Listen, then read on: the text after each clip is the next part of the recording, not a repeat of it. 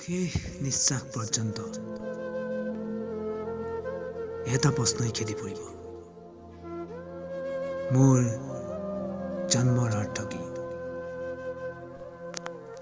এই যান্ত্ৰিকতাৰ পৃথিৱীখনত জীয়াই থকাৰ সাহস মোৰ নাই।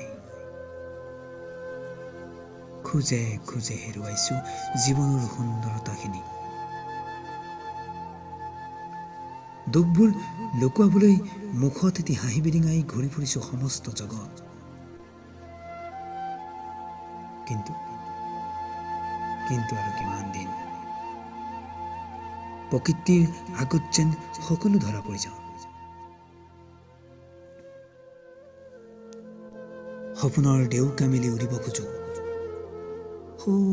দূৰ দিগন্তৰলৈ।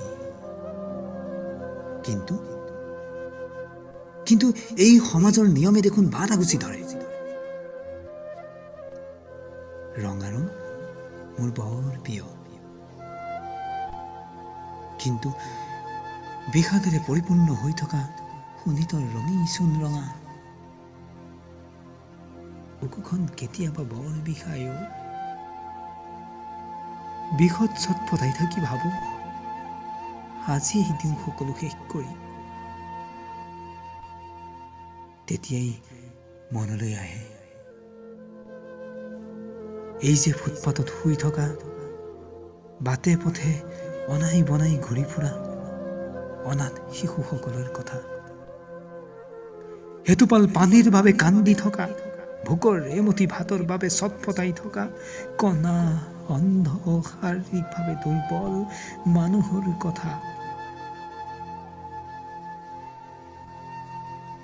থমকি ৰওঁ তেতিয়াই,